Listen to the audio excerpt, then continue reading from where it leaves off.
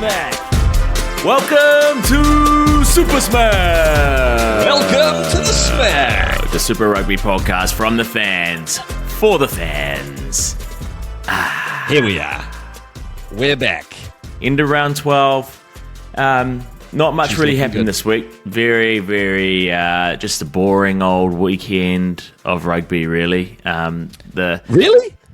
Nah, I'm just joking, mate. This is the Chiefs weren't playing. Well, I mean, mate, you're just, exactly. You're just a bit upset because your boys aren't on the field. Your boys weren't playing. I hope your boys are getting rested, mate, because they got a big old road ahead of them. Yeah, I just looked at that, and both of you, the Hurricanes, do as well, mate. But yeah, we've got some tricky games ahead leading into the end of the season. And you know what? The worst thing to happen this weekend for me is that I knew that we were going to lose first place to you guys. The writing was on the wall with that. All you needed was a wee bonus point. But I didn't expect the Blues to slip up into second. That was a bit of a shock. Really? But I just didn't realise that they were that close, mate. I know, but they just. I guess we were too focused on what you guys were doing up top that we didn't sort of see them lurking behind us in the shadows. Yeah, they were lurking, and they've popped on up. And I mean, the thing is, you've got a tough game coming up. We've got a nice little situation where we've got Moana, so hopefully one would say that we could pop up with a lovely bonus point and keep up the top of the table. But at this point, don't count your chickens, mate. I know. Come on, mate. At this point, come on, you got to go play the Reds. At this point, are you thinking we're going to have to be fighting off the Blues for that? Well, that's it. Like we are, aren't we? I think. Well, they do. They have played an extra game than both of us because we've had both our buys now. They've still got one to come. Correct. So they've and still plus, got one to come. So we play them in the final round, and you guys play them in the final round. But I think maybe there's a case here where is it too early to say that the top three, so all three home first round playoff games that they're all sort of locked in location wise? Would you say that the top three's sewing up?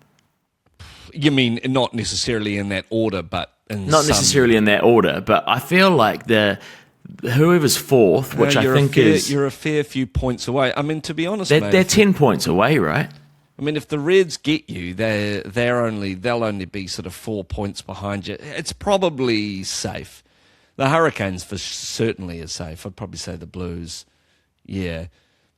I'd probably say we've got. Well, the Blues they've got to get through a bye week. The Blues are going to get through a bye week, so that they've got that against them, I guess. Yeah.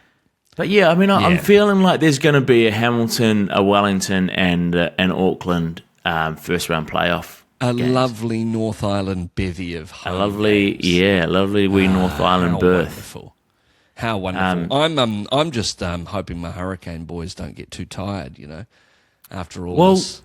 I was thinking about this, mate. And, like, what do you reckon? There's been some injuries. Crusaders have had some injuries. The Blues have had some injuries. They've had people on and off the field. We've had a lot of injuries. Yeah. And hopefully we'll be getting some players back. But the Hurricanes have been very lucky injury-wise this year. I mean, sure, you lost Brett Cameron at the start of the season, which was a bit of a roadblock. And we had a couple of shockers.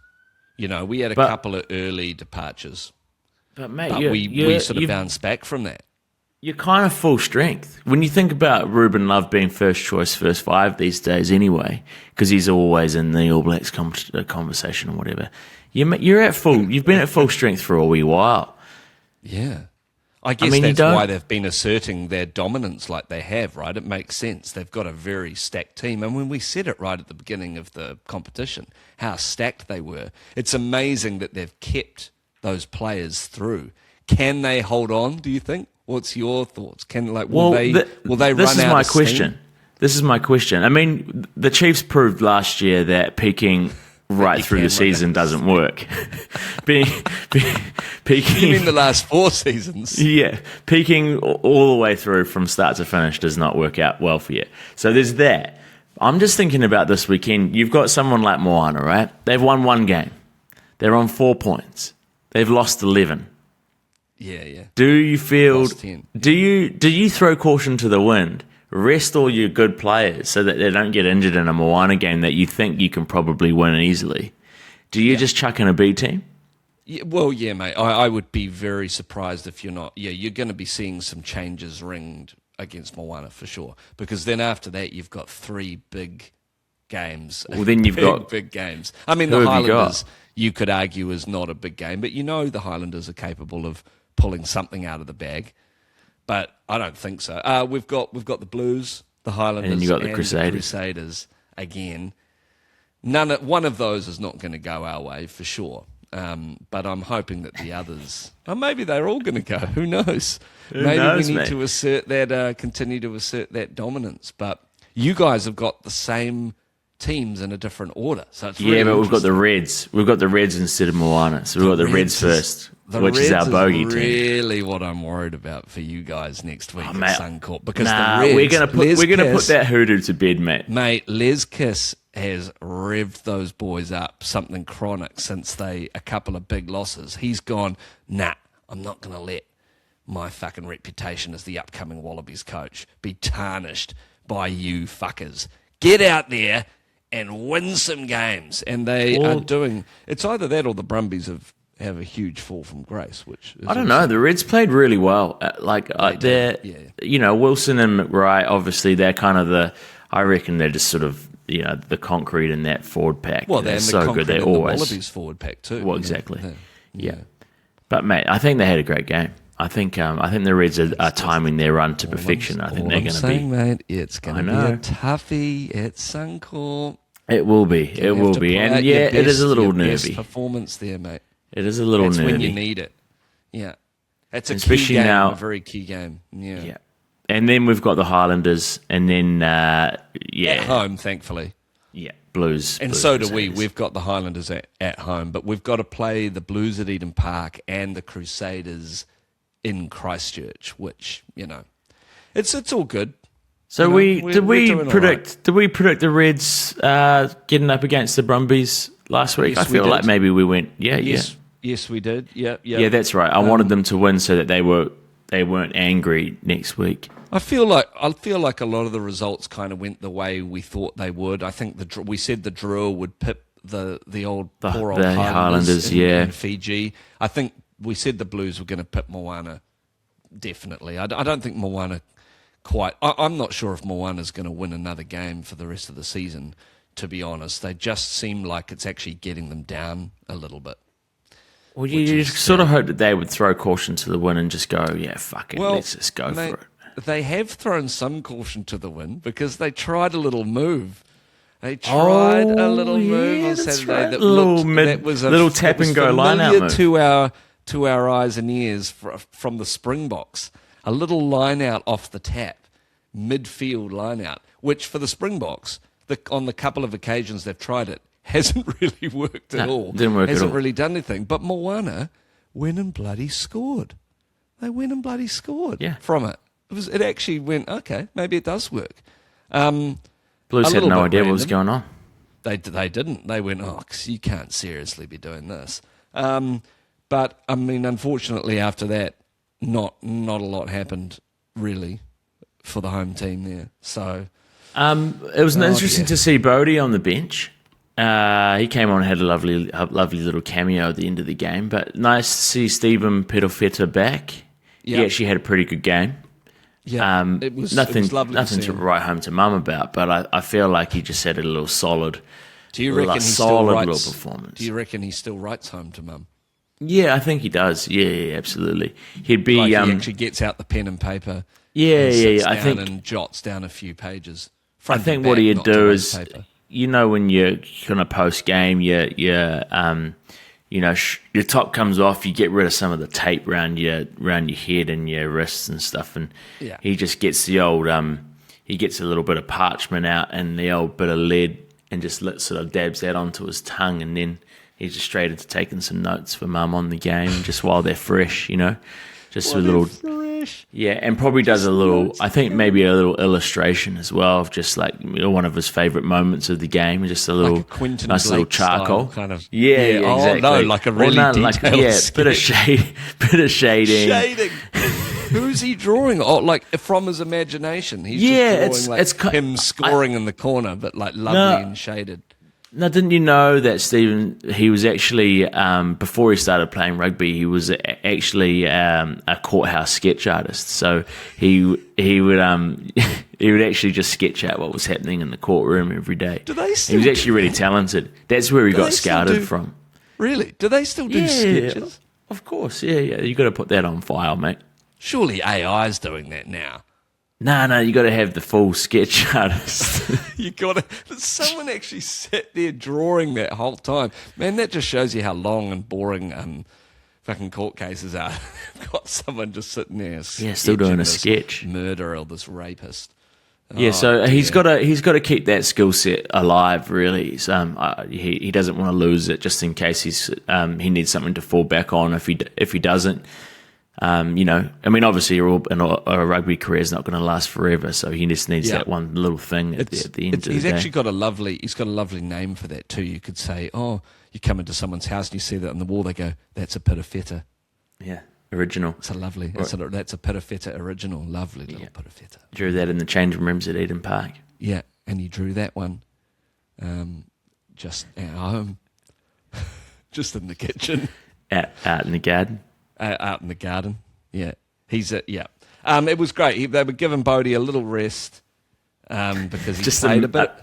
A mini rest. Because he's played a bit of rugby. A breather. He's been on that field quite a bit since he came back in round 3 or whenever it was that he injected. Yeah, because he's fucking paid to be on the field, mate. Don't talk like he needs another break. Mate, he had you know how many games the All Blacks are playing this year, and we can only assume he's going to be there in some capacity. Haven't they got 17 games? It's the most games they've ever had in a season or something. It's crazy. Well, for a long, long time at least. It's actually crazy to think about watching 17 games. It's like a lot to watch. It's going to be quite taxing. 17 games on a podcast. It's going to be quite taxing. It's going to be taxing, all right, mate. it's all those midweek games in South Africa. It is going to be taxing. That's a lot of fucking rugby. I mean, granted, they're taking a whole bunch of midweek players with them. The squad will be huge, but yeah, that's a lot of rugby, mate. Hey, there was another wee upset this week, which was there? Yeah, the Tahs got taken down by the Force, which I thought was quite an interesting little result for the Force. Sorry, the Tahs, yeah. Sorry, Tahs. With Joseph Suaalii back, you thought there was a little bit of hope for the Waratahs, but like we've said before, he's not the be all and end all. It seems for the Waratahs and Aussie rugby. Thing here, I don't know what it is, but when I'm watching that game, it seems to me sometimes like he's actively avoiding the ball. Like it's quite strange watching him. You just go, get in there, mate. Get in there, Joseph. Like do some work. Like make a meal of yourself. Like it was, I don't know. I'm not. Do you think he's like one of those puppies that like loves the idea of like biting the ball and the stick, but like kind of gets a little bit nervy and is kind of like keeps pulling away, just sort of running around the stick or the stick. He suddenly thinks the stick's going to come alive and bite him or something. Yeah. It is unusual. Like it didn't. I don't know. I was like, get in there, mate. Like somehow inject yourself. Get in there, Joe. Anyway, yeah, the Force looking great. Dylan Peach, the Peach Meister. Back, baby. He's back. Oh, he's back. Couple of meat pies. Probably not even meat pies. Probably a couple of lovely peach tarts. Peach tarts, yeah. Or a cobbler. You would go for a peach cobbler, wouldn't you? Love a cobbler. Or maybe even a wee Danish. I like a little peach Danish is always quite nice with the peach, with the cream and custard, you know? Yeah. But yeah, the cobbler's probably the best peach dessert. I don't know, yeah. It is. Well, either way, the Force got their dessert. And now they're looking like a genuine threat on the top 6, aren't they? Well, how far off are they? Because the Brumbies are continuing to slide down the ladder. If they could get in there, man, like that would be pretty amazing. So they are quite a way down. The Force, mate, they've only won 4 games. Yeah, but mate, they're only like, if the Brumbies continue to fall, they can't. They can't get in there. They're only on 18 points. You know, Christ, the you got to be in the 20s. Jesus Christ! And you know who? Yeah, the Drua and the Waratahs are on equal points, mate. And the Highlanders. The Drua's got it at just as many points as the Highlanders. Yeah, they could sneak up into that. I mean, you never want to put money on the Drua, but they're definitely a possibility. They've won more games than the Waratahs and the Highlanders and the Force. Yeah, crazy, man. Mate, crazy. They've won the same amount of games as the Crusaders. I know. And the funny thing is, come finals time, they wouldn't get anywhere, you know what I mean? That's the thing. I think they'd be stopped pretty swiftly in their tracks. But I guess that's kind of the cool thing about the comp, is that you can get into the finals, but also, like we said last week, maybe it should be that it's the top 4 and, you know, only the very cream of the crop get through. I don't know. It's funny. I mean, I guess you've got to have outsiders, don't you? It shows you how important the bonus points are. Because I look at this table. Hugely, yeah. Crusaders have played the same amount, won the same amount as the Drua, and they're 7 points clear, which means they have 7 bonus points. They more do. Than the Drua. The Drua have none. Well, there you go. The Drua have 0 bonus points. It's really important, and that's why the Hurricanes, where you see where they are, they've got the most bonus points in the competition. Actually, the Crusaders are actually second. Whereas you guys, for example, have only got 4. Got hardly any. Yeah. You've got half what the Canes do. Yeah, they really do make a difference, eh? They make a big difference, mate. Holy shit. Hey, it was lovely to get a win over the Crusaders on the weekend. Not without a little bit of controversy, and well, you know, a lot of people we're not an outlet that blames the ref. We've made that very clear. But mate, advocate against that. There's a couple of little passes there that, I mean, they look a little bit iffy, little dubious. Well, you must admit, you'd be lucky you got away with those. They were 50-50 calls, and you got on the right side of them. Well, yes, and isn't it interesting, though, because the TMO goes, hang on, mate, you might want to have a look at that. And then James Dolan just goes, yep, I'll look at it, and I'll confirm that I think my decision is completely correct. And then he explained it quite clearly, backwards out of the hands, which we all know the rule is. So I guess the only subjective thing becomes like, was that backwards out of the hands? But there was only one camera angle that they were looking at the whole time. And I guess the benefit of the doubt goes with the attacking team, doesn't it? My question was, where are the fucking other cameras? Yeah. Why didn't they have other cameras on it? Like they just had that one because we were playing at Henry, mate. Henry doesn't give them enough money to have. They've only got one camera. They used to have a camera coming in from the other side. They went, cut it. No, we can't afford that rubbish. There's only 15,000 people turning up. We're cutting it. Yeah, we're not a bank. We're not Westpac. We're not Westpac. We're not Sky. We're a sole trader accounting software. We can't afford 10 cameras. We're going to do 8. Does it look like we give out money for mortgages? No. No, we don't. We don't have billions of dollars to give out for mortgages. Are we the national sports broadcaster? No. One camera only. One camera on this side, one camera on that side. And you can zoom in if you want to get closer. And you can swing a lens if you need to get closer. Yeah, swing a lens. So they have to cut to the other side. Yeah. The guy's furiously swinging the lens. Quickly. He's dropped it. Oh, fuck. Put on the 400mm prime. The sensor. I smashed the sensor, boss. Oh, Jeremy. Oh, fuck it. Fuck. What is that, Jeremy Thrush? Does he come back? Does he come back to Henry Stadium? He's just working on the camera. He's like Carl Burnett, who played Nick Harrison on Shortland Street, and then he came back and was a boom op. Yeah, for 15 years. Is he still? Yeah. No, he's not. Now he's in some weird business. He does. I think he does. Drugs. No. Oh, he like designs games. I think. Oh, that makes sense. Do you know what? If I was to look at Carl, I'd probably go, you design games. That makes a lot of sense. He does look like a designer. of games. Hey, look, yes, there were some dubious calls, and James Dolman, people are roasting the shit out of him. James Dolman. Never heard of him. The referee. Mate, he's a referee. He refs a lot of rugby. But he's not one of those well-known ones, eh? He's not He's not one of our biggies. But this is the point I'm trying to make. I mean, sure, your likes of Nick Berry, that gets his airtime on this podcast because he's a handsome. Ben O'Keefe, I hung out with him for 5 minutes in Greyland. Handsome man, lovely man, friend of the pod. And there's a couple of other names floating around. But when I was a kid, the refs' names were household names. They were almost as famous. Let's rattle a few off. I mean, my favourite was obviously Paddy O'Brien. Lovely wee man. And, like you mentioned to me at some point in the not-so-distant past, just rocked a lovely bald head with the band going around. He was probably in his mid to late 20s, but he constantly looked like a father or uncle figure. He was a knowledgeable-looking man. Yeah. He looked way too old to be a referee from the very start. He was wise as all hell. Yeah. And he could have slipped into like a teacher, he could have slipped into any. That all our principals had. Yeah, principal. He could have been a policeman. Could have been a builder. Could have been a plumber. He could have been. You would have seen him when he wasn't reffing. He would have been in one of those highlighter orange coats doing the road patrol. Exactly. Or coaching swimming sports or something.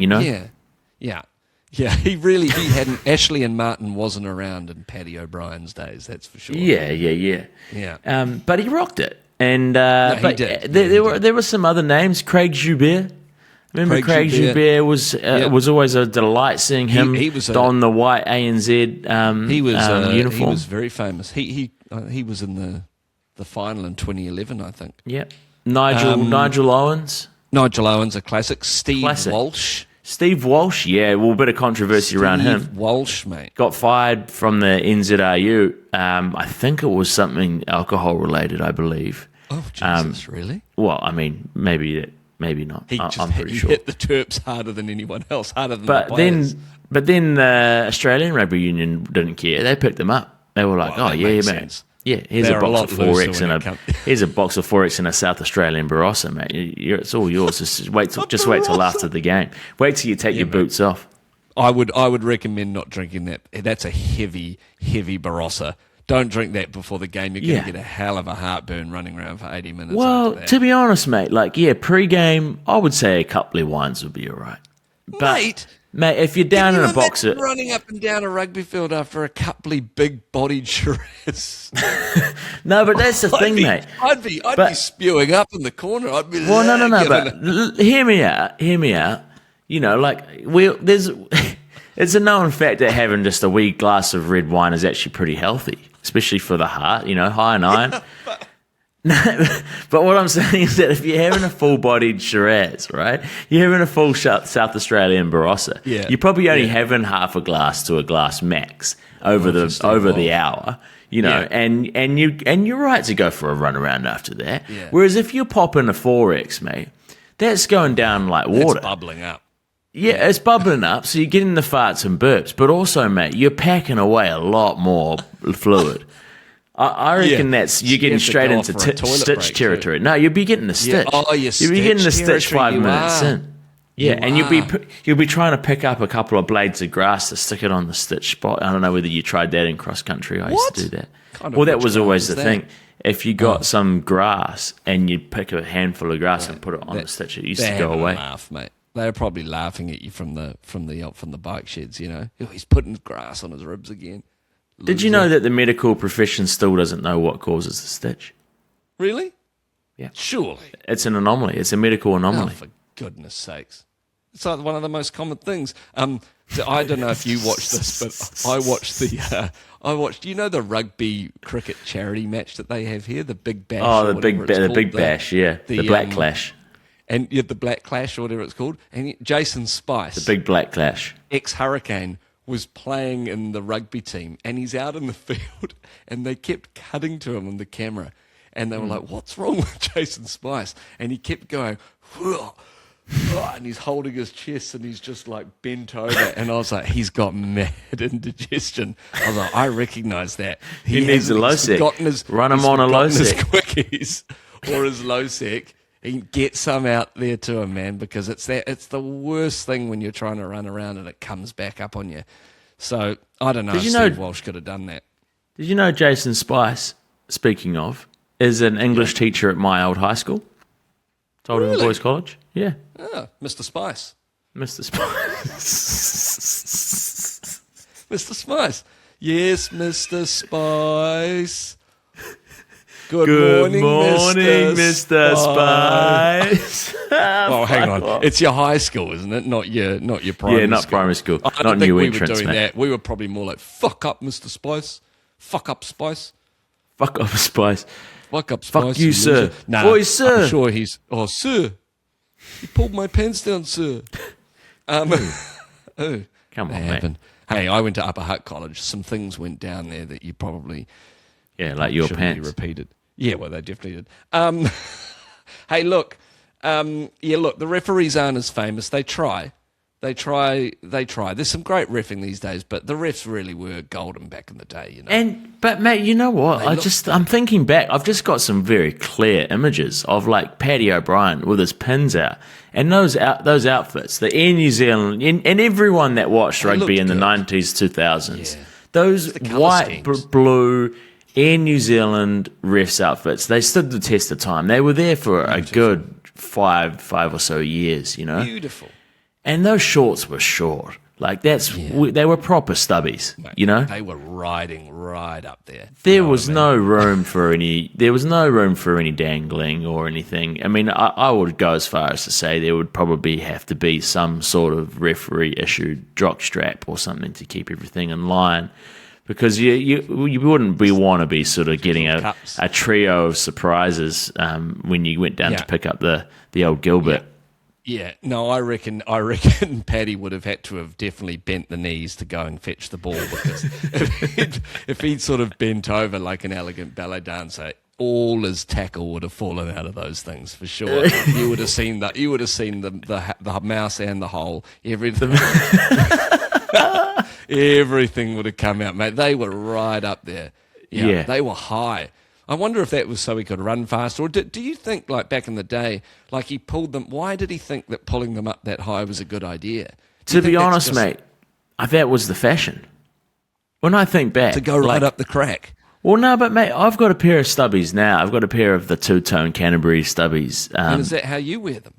No. I'm just like, compared to my other shorts these days, they're very high.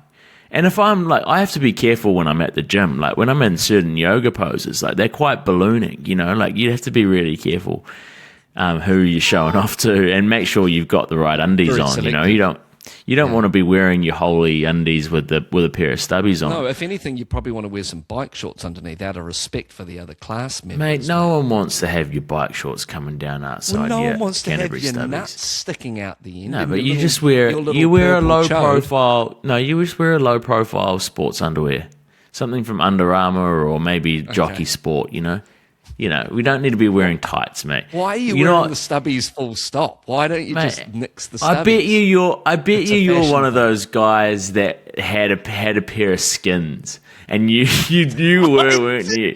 You did. And me and Mike Wally, we had the same skins. Mate. Thespians wearing skins on like a Sunday run around. On a slightly cold day, just a pair of skins. A pair of skins. Probably spent about $400 on some compression tights that you had no fucking idea what they were doing. You had absolutely no need for and it. we were not at the athletic level for them to even have any dramatic effect to our physical prowess. No, you were both fucking string beans at that stage of your careers. Yeah.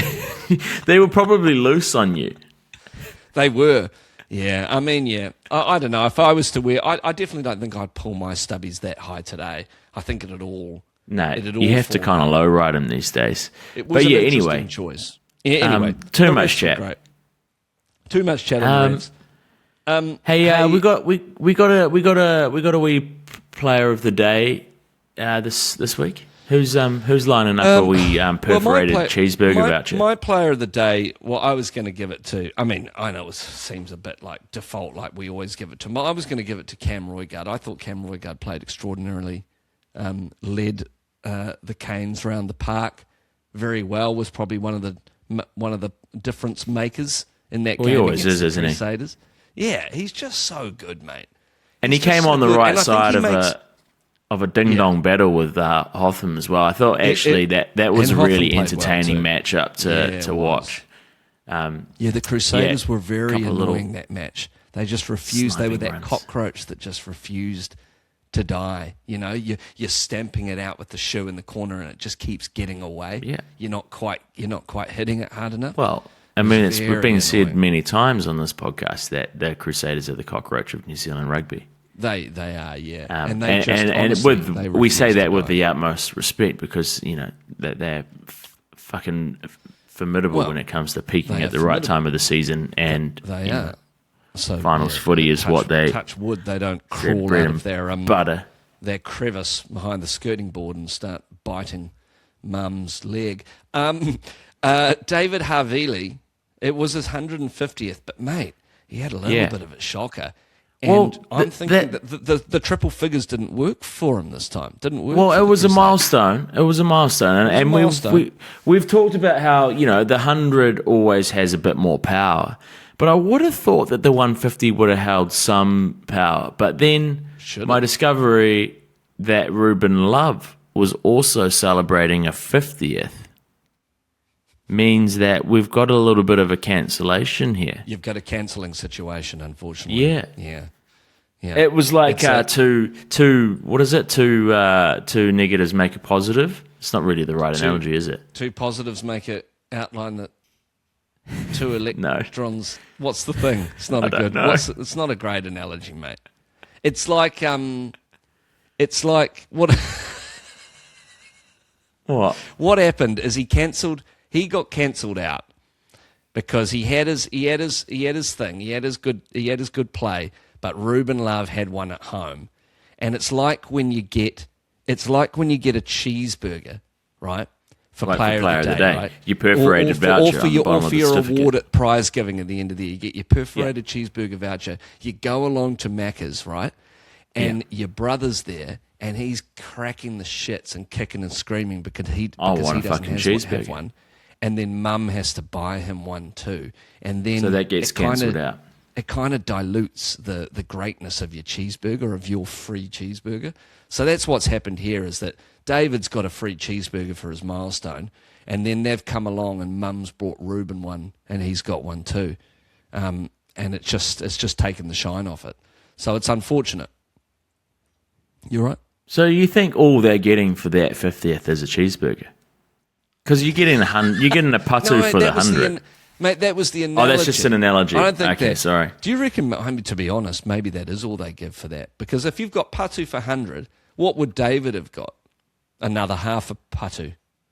No, I don't think you give away half a patu. No, you don't get a patu and a half. No, I think what they probably do is they get Paddy O'Brien and then they just get a lovely wee 2012 Penfolds lovely Barossa Shiraz in a wooden box, and he gives it to them, is what you mean? Yeah, he's just wearing his jock strap and his ANZ top, and he's like, "Well, good on you, David." You get a lovely Penfolds Shiraz and Paddy O'Brien's old jock strap. Yeah, you get a piece of memorabilia from the rugby Super Rugby. Yeah, days I think Paddy O'Brien walks in and everyone just sort of turns their head in shock because he hasn't aged a day because he looks exactly the same as he did. Yeah, they go, Jesus Christ, Paddy, you could get Jesus, back. mate, what have you been wearing those? And you're still wearing those shorts, and this is an executive dinner. Like, you could have at least put some pants on and a pair of dress shoes. He's got his socks He just wears those, wherever he goes, he wears those fucking shorts and boots around. Funeral, shorts and boots. Job interview, shorts and boots. Yeah. He's a classic. Okay, so maybe they actually do give a cheeseburger out for the 50th. For the 50th. Ruben, congratulations! You played a great game, and I hope you go and spin that. No, it's not Ruben Love. It was Cam, wasn't it? Oh. Wasn't it Cam? Oh, yeah, we're saying that Cam got a... Yeah, he got... Oh, no, but it was Ruben Love's 50th. But Ruben's got one for his 50th. So basically, they're giving cheeseburgers out all over the show. Yeah, we're going to be selling out of cheeseburgers at this point. I think we need a tie-ho. Cheeseburgers are like a good sort of fucking $7 now. That ain't a cheap burger. No, they're not. That tiny... Mate, they are. I haven't had a cheeseburger in probably about 5 years. It's absolutely like... It's highway robbery. It's ridiculous. Highway? Daylight? What did I say? Highway. Is that highway robbery? Yeah. Yeah, you know when you get robbed on the highway and you're just like, no. Oh, man. Oh, is this like a Billy the Kid thing? Bonnie and Clyde. They used to rob on the highways. Hang on. Look. I'm just looking this up now. Cheeseburger price. Mate. Typically between, hang on, they're saying typically between $4.90 and $7.20. How's there like $3 variation on the price? Depends on what coupons you got, mate. Jesus, depends on whether it's $5. $5 for that tiny little thing. Oh, okay. Well, I'm downgrading it now. In and out's $5. In and out's $3 for a single. Seriously? Yeah, doubles $5.30. But aren't they like massive over there, the In-N-Out ones? No, they're not. Or are they kind not of too much bigger? Yeah, a bit bigger than a cheeseburger. Or maybe I'm getting falsely outraged about this whole cheeseburger thing. We do. Okay, congratulations to. Let's go with Cam Roygate. It's amazing. Oh, and I've actually got a wee wanker of the week as well. If you don't mind playing that sting. Yeah. And okay, you know what? This comes from a little bit of build up from last week as well. Wanker of the week. So we did cover the fact that the Drua had an absolute shocker trying to grubber out from their end goal with a steaming Chiefs defence coming up, and and naughty boy Prophet he licked his lips and really he got his finger down and just put enough pressure on it just to squeeze a little blade of grass over the line. You've never made a try sound so disgustingly sexual. It's gross. But But the Drua are up to their old bloody tricks again. And you know what? Mate, I think what are they doing? Glenn Jackson and that fucking defensive team of the Druas, Jesus Christ. You need to sort your shit out because they're doing no-look passes in goal again. Like there's just no respect. There's no fucks given. There's no fucks given. No respect given for the and that's what's great about position. the Drua is that they do just throw the ball around like it's whatever, like it ain't no thing. But 2 weeks in a row, some dubious calls. Glenn Jackson's going to be getting pretty angry in that dressing room. He's going to have to start taking some disciplinary action. There's got to be a wee slap. There's got to be a wee slap on the wrist from last week, surely. Yeah, it's going to have to be slap on the cock. Was there not like a wee slap on the cock from last week? I mean, surely they've got to how do you learn? How do you not learn that lesson? That is a lesson that they should have learned. Yeah, I think sometimes lessons have to be so severe that you do need to have a slap on the cock, like not just the wrist. Like the wrist is bad boy, don't do that again. But if you get slapped decently hard on the cock, you know you've done wrong. Mate, you know what I mean? Quite abusive though, and borderline sexual abuse. Yeah, it is actually. You can't really be doing that. But I'm just suggesting. I don't think so, mate. Okay. I think HR would have to get involved with something like that. I don't know. Yeah. Do you reckon they have HR at the Drua? I think they've all got to have HR, mate. Yeah. Actually, it probably is part of the. Maybe just a wee, like a wee threatening swing of the old meter ruler in the corner of the classroom. Actually, yeah, the meter ruler. So they have to line up, and if Glenn Jackson went Hail Mary, Hell for leather on the meter ruler, that would hurt. It would hurt. You wouldn't want to be on the receiving end of that. Mate, if there's a lot of physical force behind that because it's so long that if you're whipping it from one end, it would leave a big old welt. That would leave welts. That might even break the skin. Yeah. Okay. Well, the Drua need to stop. Drua need to stop that kind of nonsense because if you want, you could get up into the top 6, boys. So let's. Well, yeah, you're not far away. Put our heads down. They're not far away. That would be fantastic for them. Well, we talk about how the Chiefs and the Canes have a hard run into the finals. The Crusaders have a very hard run into the finals too, when you think about it, because they got to play the Blues, they got to play the Chiefs, they've got to play the Hurricanes, they got to play us. Yeah, the Drua might just have a lovely wee run into the final. Oh, good on them. Good on them. Because they've got to buy next week. Once they get there, but that's fine. They've got to buy next week, and then what have we got? They've got the Waratahs, a very winnable game because that's at home for them. Oh, great. And then round 15, mate, they've got the Force, again, a winnable game. And I mean, the Force, they're not known for... Anything can happen with the Drua, that's the thing. And then they've got the Reds. So they've actually got, like, I would say 3 winnable games. The Reds will be pretty tricky. They'll all be tricky for them. But I would say the Reds and the Force will get them. I reckon it's the Waratahs who they can get at home. So is that next week? They got the Tahs at home. Mate. No, this coming week they've got a bye. Oh, they got a bye. The week after, so they're going to be rested as well. Oh, yeah, this is looking good. It's looking good for the Drua. But the game of the round next week, I think there's going to be probably two games. One we'll be watching pretty closely, which is the Crusaders Blues down in the lovely new stadium down in Christchurch. Yep. Which will be nice. Be a real humdinger. Yep. That's going to be the lovely Friday night game, isn't it? Yeah, it's beautiful. It's beautiful. Followed by another lovely Friday night game, which is, for me, the crucial game of the round, because I think this is big for both the teams involved. You guys want to win this. You don't want to lose this really at this point with the Blues again. Hot in your heels. It's for the Reds. This is why I'm a little bit nervous about it, because for the Reds it's a need to win game. They really need this to make sure that they've got a good run into the finals. Whereas the Chiefs don't necessarily need it to make the finals, but they will want to make the finals. But 3. it's about your position. I know. Yeah, I understand. I think, mate, you need to, because you want but to. It's more a want than a need, But they are your bogey team, so we're going to be watching that with a certain amount of nerves.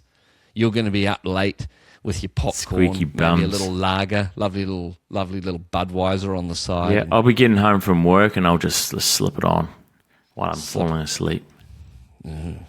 Yeah, get a wee bud on. Yes. I'll bring a couple of beers home from work. A couple and just of really beers home slip from in. work, maybe one of those lovely Barossas from the cellar. Yeah, maybe actually. Sneak it away, don't tell anyone. I don't know about a late night Barossa. I'm going to have one, it's probably going to be with dinner and maybe through to sort of 10, maybe 11 max. And then after that, I'm probably either back on a beer or into something like a finisher, of booze, like a lovely wee Japanese whiskey or a scotch or something for like those, a lovely. For those that are listening, we've talked a lot about booze, especially Ra on this podcast. He hasn't got an issue. He's fine. He's fine. I'm not drunk right now. He's not. I wouldn't be surprised if you were though. What is it over there? What is it? 3:30, is it? Well, got some people. Really about time. Got some people coming around for now. You do. You've always got someone coming around, and you'll crack open the scotch. God, mate, I'm off to Bill's Liquor soon to get a little 6-pack of beers while I'm cooking dinner. What are you making? Gotta look after yourself. Tonight I've got some fingerling potatoes, which I'll parboil and cook in a little bit of ghee. And I'll put that on a lovely wee sour cream and chive bed. That'll be lovely with a bit of parm on top, a little bit of chive and spring onion in there. Okay. Nice and crispy. Okay. We'll do a wee side salad, which is a cress and rocket base with some pickled onions, some candied nuts, a little bit of little bit of pickled onion. I already said that. Nuts, like Paddy O'Brien. Yeah, a lovely goat's cheese, a lovely soft goat's cheese on there, just with a lovely little vinaigrette there, red wine, olive oil vinaigrette. And then I've got some 2 big ribeyes that I'm going to cook up. Good on you, mate. Lovely This ribeyes. It sounds like you're absolutely living the life over there. So well done. congrats, Mate, and enjoy Costco. your dinner. Costco. And I'm sorry, Costco. And I'm sorry that everybody had to sort of sit through that menu readout there, but it does sound delicious. The guests are bringing dessert, so I've requested. I hope to God they're bringing something, because you're really putting it on there. I've requested either a Greg's banana instant pudding or a Viennetta. Easy as, probably like $2, $1.50 from the bloody servo. Yeah, just one of those little Greg sachets. And it's got to be the banana instant pudding because it tastes the most fake. Yuck.